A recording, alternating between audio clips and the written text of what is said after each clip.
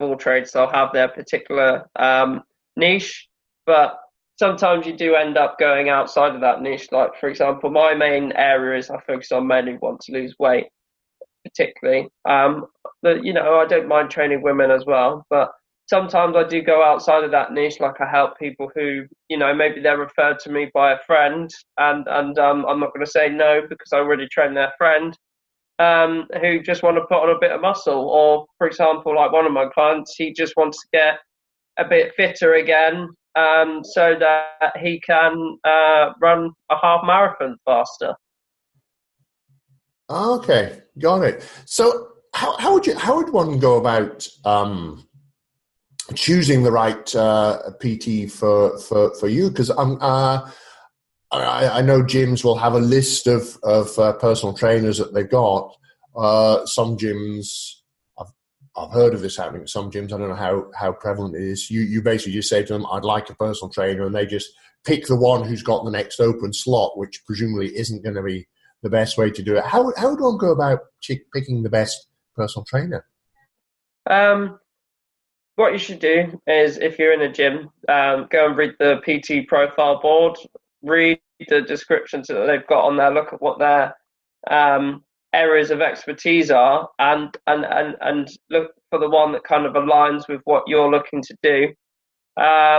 The other thing is go and have a look at their website, have a look for reviews, look at what their current clients have said about them on Facebook, look at what if they're putting out content on social media as well, because you can get an idea of what they're like.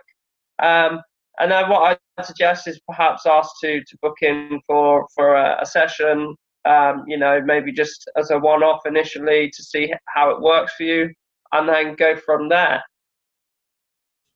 Right. So basically, as with any other purchase that we make in life, do your research on them. Look into it. Don't just go for the first one that you come across. Do a little bit of research. Figure out the one that feels right. Looks as though they work with the sort of person that you want to be. And then it's okay to book a single session with them to find out if the two of you get along and if their style works for you. And it's okay if it doesn't work to then not book any further sessions with them and to go with another, and that they're not gonna take it personally. Yeah, I mean, part of the reason why I want to do an initial session with somebody first is I need to know if they're going to be a good fit for me as well, not just if I'm a good fit for them. Yeah, I mean, the other things where I just always be upfront with the PT, like, say that you just want to try it out. You're not necessarily thinking about committing to anything further. And then if you decide that it's not for you, just say, it's not for me. I won't take it personally. I'd rather somebody said it's not for me than just, I'll think about it and I never hear back from them. Yeah, I guess that would be pretty frustrating. Somebody says, "Oh yeah, I'll get back to you," and never does.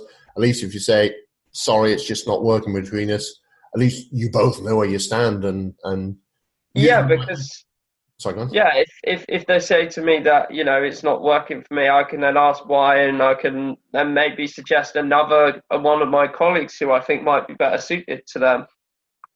Yeah, which works out for everyone concerned. Nice one. One question I've got to ask about gyms. I know some people have this perception of gyms as it's a place where everybody who goes there is all super fit and they're really serious about this stuff, and they pretty much live in the gym there. And somebody who goes there, who's starting to go there for the first time, has maybe got a bit of extra weight. They haven't got the six pack. They've got the keg. They've got a bit of extra weight and so on. And there's that perception that everyone's going to be looking at them and judging them and laughing at them and so on. And that, I know that puts a lot of people off. What is that anywhere close to reality? What is the actual reality at the reality is, in the gym, you're going to get people all shapes, all sizes, different abilities. And the people that you see in the gyms who are super fit were once at that same point that you are. They started at that point. They've not always been super fit, unless they're blessed with amazing genetics, of course. And the other thing to realise is that most of the time, people in the gym aren't really looking at what you're doing. Most of the time, they're in their own sort of little zone, focusing on what they're doing. And the only people really who are looking at what you're doing is people like me, the PTs, because it's our job. We're there to make sure that people are using equipment correctly and safely and abiding by gym rules. So the main people who'll be looking at you, unless you draw attention to yourself somehow, will be the gym staff. Actual other members probably most likely aren't really looking at you. Because they're too busy focusing on their own stuff and go, oh, God, it's done with that. So the people who you think are going to be laughing and pointing at too busy, I should say, too busy focusing on their own stuff. The only people who might be paying attention to you are the very people whose sole intention there is to help you to achieve the aims that you're there for anyway. 100%. And I mean, I've been there. The first proper gym that I went to when I went to university, I walked in and I was thinking, blimey, I'm probably the smallest, skinniest person in this gym. All these people are looking at me thinking I don't belong here. What's he doing here? And then after a while, I sort of realised actually they're not really looking at me. They're too busy. Like, how much am I benching? Have my biceps got bigger? Have my abs come out yet? Yeah. They're all probably too busy thinking the same thing you're thinking. God, I wonder what everyone else is thinking about my biceps. And yeah. All right. So just changing up a little bit. So you, through school, you started going to sports clubs, and that's what really got you into athletics, really got you into fitness so that you could improve your athletics performance. So that's what got you going to gyms and so on. What made you go from being a user of a gym to becoming a full-time personal trainer? It was basically like when I was in sixth form, we were having to think about what we wanted to do next for university. And I was doing a lot of sport. I was sort of using one of the local gyms at the time as well. And I was sort of torn between either becoming a sports coach or working in fitness. And when I looked at courses, I saw this health and fitness degree at the University of Bath.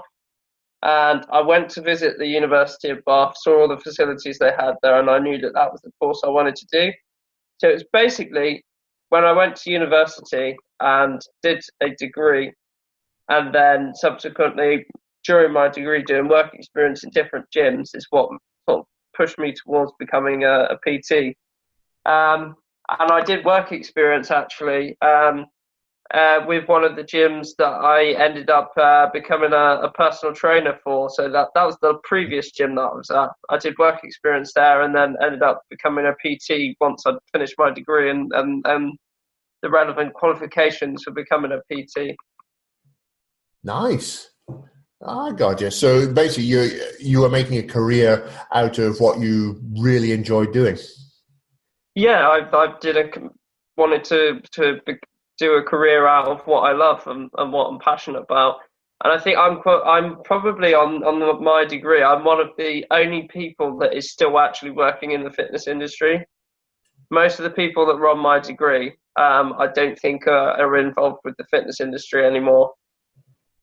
That's interesting. Any ideas why that would be? Was it just that they were doing a degree just so that they could go to university for 3 years and get a degree, whereas you were doing it because you wanted to make a career out of this thing that you? I think often people don't realise how tough the fitness industry is. I mean, the employed jobs, most of them, apart from a few exceptions, don't pay you that well, so the money's not that consistent. And then the majority of personal training jobs are self-employed, so you've got to be the right sort of person in order to do that. You know, you've got to build up a client base. It does take a long time. It does take a lot of hard work to actually make a decent living from it. And then, like I said, a lot of the fitness instructor roles, which tends to be the employed jobs, most of them pay you minimum wage. I mean, I've only really worked in one gym where I was paid well above that, and that was for a university. And I found that in general, if you work for a university, particularly in their gyms, they tend to pay you very well. Right. Okay. But whereas generally the pay is not, as you said, it's minimum wage. Yeah, or you're self-employed. Right. So you are self-employed. You've got your own business. Yeah, I have my own business. I do clients locally, and then I also have a few different online programs. So like a group program and then a one-to-one program, which is effectively replicating in-person personal training, but in a online field. So talking to someone each week over Skype, giving them a program to follow, following up with them on their nutrition, all that sort of thing. Interesting. So with technology these days, it's amazing stuff, and it's revolutionizing the fitness industry as well. So you don't actually have to be physically present with your personal trainer to benefit from the full experience of the. Yeah, and you don't even have to go to a gym to work with a PT anymore. You just need to have an internet connection, a phone, and yeah, then that's it. So earlier on, we spoke about when picking a gym, only pick a gym if it's convenient, close to where you work or where you live, or somewhere that you go regularly, so you don't have the excuses. I guess that's now we've got even less excuse. We can't even say, "Oh, there's not a gym near me, so I can't go to one." What you're saying is we can do all this without even having to have a gym. Yeah, yeah. I mean, that's one of the things with some of the online clients. I'll ask them if they have access to a gym. If they say no, then I just give them exercises that they can do at home. Darn, there's no no excuses at all. Wow, that is really neat. That's really cool. So yeah, you mentioned that you're self-employed. You've got your own business. Talk us a little bit through about your journey from being a university student studying health and fitness through to where you are now with your own company and your own clients doing personal training. Well, what's the journey like? What's kind of some of the So, steps? basically, I moved to the University of Bath. I think it was 2012. And my course was a 2-year course with an optional third year. So basically, you got a foundation degree after 2 years, and then if you did 3 years, you could put it up to a BSc honours degree. So I only did the 2 years purely because I had enough at university. And basically, once I'd got that level 3 PT qualification, I didn't really need to do another year of university, in my honest opinion. I didn't feel like it was worth my while. And I think I'm quite glad I made that decision. So post university, I moved out to Bristol from Bath because there was more job opportunities. I was offered the chance to work with the University of the West of England in their centre for sport. And they paid very well, but the end problem with there was it was quite a seasonal job. So basically, when the students were there in term time, you'd have a lot of work, and then in the summer, you'd have to go and get other jobs. I was still sort of finishing up my PT qualifications at this point, and I think it was in 2015 because I graduated. I think it was 2014, 2015. It was like December 2014. I think I graduated. And then yeah, so once I'd done my level 3, I was given a job at the previous gym that I was at, which is called the Gym Group in Bristol, and they're like a chain-based company. So that was a self-employed position, but basically what they had was you had to give back so many hours a week there as rent in return for being allowed to train people. So I kind of did that part-time initially. I worked at UE, and then I would also do the PT on the side while I tried to build up a client base. And then, like, sort of in the summer holidays when they had less work for me at UE, I'd get jobs at other gyms. So I worked for a little while in a school that had a leisure centre. That I didn't really enjoy, so I only did that for sort of 2-3 months while it was some holidays, and then when some holidays were over, I went back to UE. And then it got to the point where I was starting to get a little bit busier as a PT.